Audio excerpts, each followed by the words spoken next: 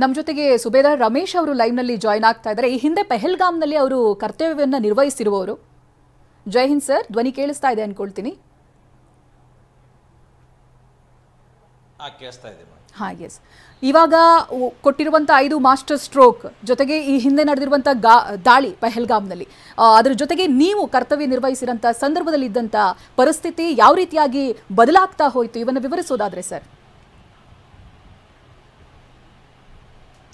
ಇದನ್ನು ವಿವರಿಸಬೇಕಾದ್ರೆ ಮೊನ್ನೆ ನಡೆದಂಥ ಬೈಸ್ರನ್ ಪ್ರದೇಶದಲ್ಲಿ ಒಂದು ನಿರ್ಜನ ಪ್ರದೇಶ, ನಿಶ್ಶಬ್ದವಾದ ಪ್ರದೇಶ,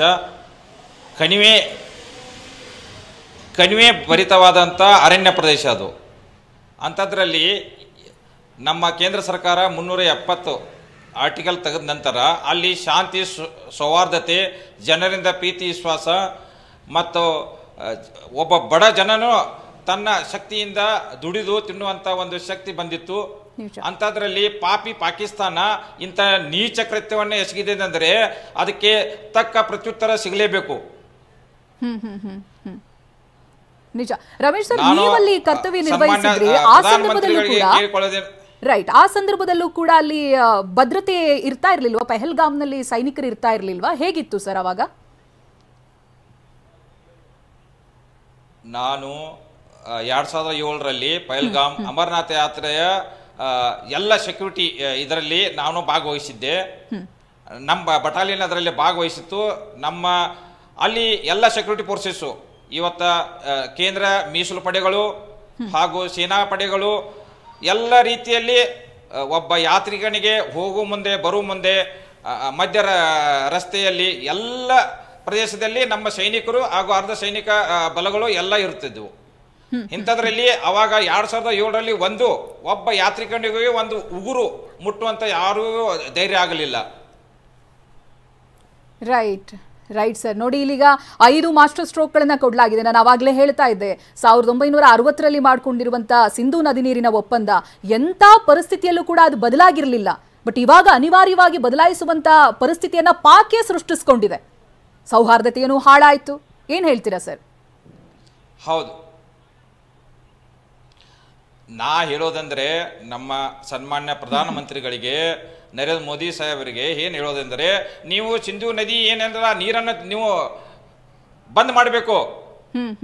ಚೇನಾಬ್, ಜೇಲಂ ಈ ಎಲ್ಲ ನೀರು ಹರಿಸ್ತಾ ಇದಾರಲ್ಲ, ಆ ನೀರನ್ನು ಅವ್ರಿಗೆ ಬಿಡದೆ ರಾಜತಾಂತ್ರಿಕ ಒಂದು ಒತ್ತಡವನ್ನು ಹೇರಬೇಕು. ಅದಾಗೋಗಿದೆ. ಇವಾಗ 5 ಮಾಸ್ಟರ್ ಸ್ಟ್ರೋಕ್ಗಳಲ್ಲಿ ಸಿಂಧೂ ನದಿ ನೀರಿನ ಒಪ್ಪಂದವನ್ನ ಮುರಿದಿರೋದು ಕೂಡ ಒಂದು ಸರ್. ಅದು ಒಂದು ದೊಡ್ಡ ಆಘಾತ ಪಾಕ್ಗೆ. ಹೌದು ಹೌದು, ಆಘಾತ ಹೌದು. ಆ ಪಾಕಿಸ್ತಾನಕ್ಕೆ ಪಾಠ ಕಲಿಸಬೇಕಾದರೆ ಇಂಥ ನಡವಳಿಕೆಯನ್ನು ನಾವು ನಡೆದುಕೊಂಡು ಹೋಗಬೇಕು. ನಮ್ಮ ಸೇನೆಯನ್ನು ಕನಕದಿರಿ. ನಮ್ಮ ಭಾರತ ದೇಶ ಒಂದು ಶಾಂತಿ ಪ್ರದೇಶ, ಶಾಂತಿಯುತವಾದ ನಡೆಯುವಂತ ಪ್ರದೇಶ ಇದು. ನಮ್ಮ ಭಾರತ ಭೂಮಿ ಒಂದು ಮಾತೆಯಂತೆ ಅದನ್ನು ಪೂಜಿಸ್ತೀವಿ.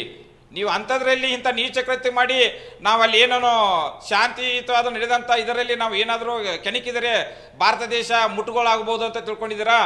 ನೀವು ನಮಗೆ ಒಂದು ಸಾಸಿವೆ ಥರ, ಒಂದು ಸಾಸಿವೆಯನ್ನು ಯಾವ ಥರ ಮಾಡಬೇಕು ನಮ್ಗೆ ಗೊತ್ತಿದೆ. ಪಾಕಿಸ್ತಾನ, ನಾ ಹಿಂದಿಯಲ್ಲಿ ಮಾತಾಡ್ಲಿಕ್ಕೆ ಬಯಸ್ತೀನಿ ಈಗ ಸ್ವಲ್ಪ. ಯಾಕೆ ಗೊತ್ತಾ? ಪಾಕಿಸ್ತಾನಿಗೂ ಇದು ಆವಾಜ್ ಬರಬೇಕು. ಪಾಕಿಸ್ತಾನಿಗಳೇ, ಉಗ್ರವಾದಿಗಳೇ, ಆತಂಕವಾದಿಗಳೇ, ಕೇಳಿ ಇಲ್ಲಿ, ನಾವು ಸುಮ್ಮನೆ ಇರೋದಿಲ್ಲ. ಇನ್ನು ಮುಂದೆ ನಿಮ್ಗೆ ನಾವು ತೋರಿಸ್ತೀವಿ.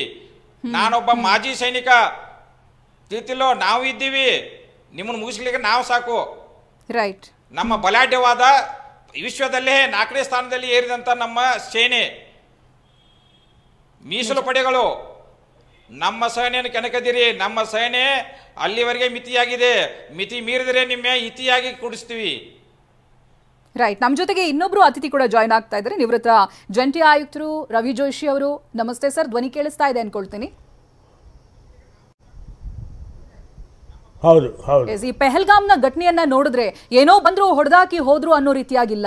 16 ವರ್ಷಗಳವರೆಗೆ ಈ ರೀತಿಯಾಗೊಂದು ಇಂಪ್ಯಾಕ್ಟ್ ಅನ್ನ ಭಾರತದ ಮೇಲೆ ನಾವು ಕ್ರಿಯೇಟ್ ಮಾಡಬೇಕು ಅನ್ನುವಂತ ರೀತಿಯಾಗಿದೆ ಸರ್. ನೀವು ಹೇಗೆ ನೋಡ್ತೀರಾ?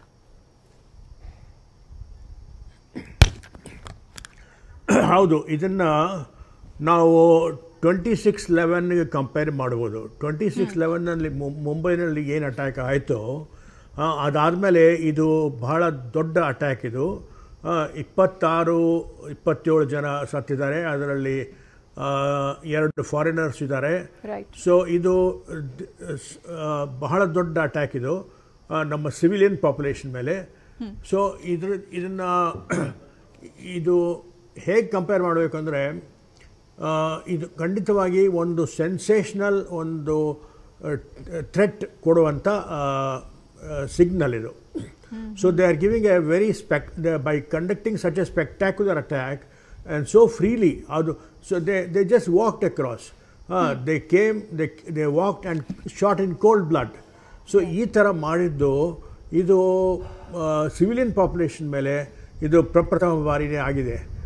ಇಂಥದ್ದು ಮೊದಲು ಅಟ್ಯಾಕ್ಸು ಜಾಸ್ತಿಯಾಗಿ ನಮ್ಮ ಸೆಕ್ಯೂರಿಟಿ ಫೋರ್ಸಸ್ ಮೇಲೆ, ಪ್ಯಾರಾಮಿಲಿಟರಿ ಫೋರ್ಸಸ್ ಮೇಲೆ ಮಾಡ್ತಾಯಿದ್ರು.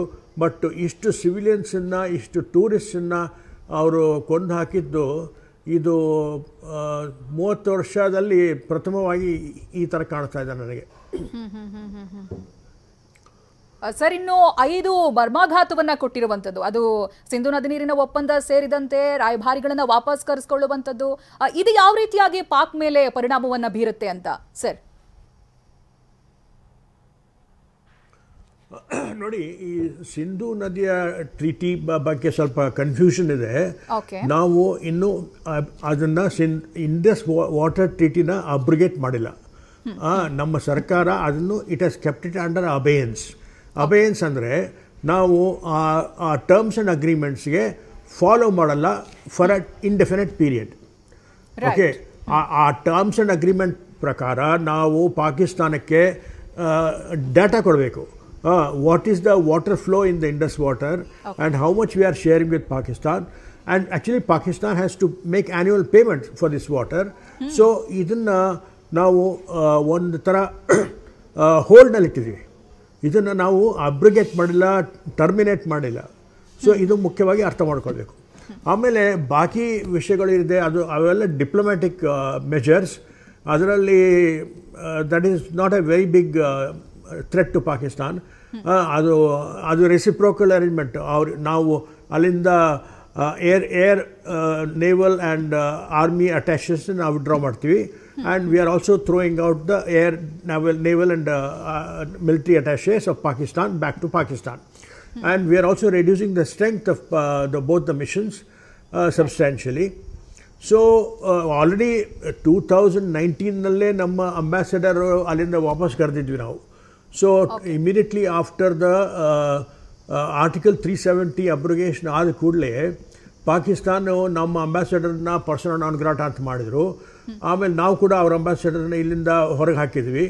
ಸೊ ಎಂಬಸಿ ಲೆವೆಲ್ ಆಗಲೇ ಭಾಳಷ್ಟು ಕಡಿಮೆ ಆಗಿದೆ staff strength. And our contacts with Pakistan through the diplomatic mission is also very very limited, ಭಾಳ ಕಡಿಮೆ ಆಗಿದೆ. ಸೊ ಇದರಿಂದ ಏನು ಯಾರಿಗೂ ಜಾಸ್ತಿ ಡ್ಯಾಮೇಜ್ ಆಗೋದಿಲ್ಲ. ಸೊ ಈಗ ಕೆಲವಿದೆ, ವೀಸಾ ಕ್ಯಾನ್ಸಲ್ ಮಾಡಿದ್ದೀವಿ.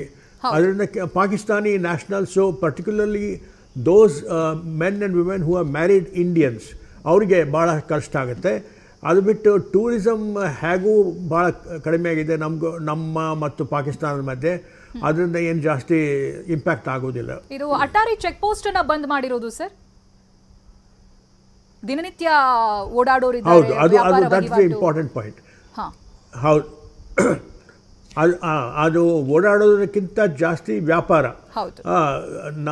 ನಮ್ಮ ಮತ್ತು ಪಾಕಿಸ್ತಾನದ ಮಧ್ಯೆ ಏನು ವ್ಯಾಪಾರ ಆ ಟ್ರೈನ್ ಮೂಲಕ ಹೋಗ್ತಾ ಇತ್ತು, ಅದು ಕೂಡ ಈಗ ಸ್ಟಾಪ್ ಆಗಿದೆ.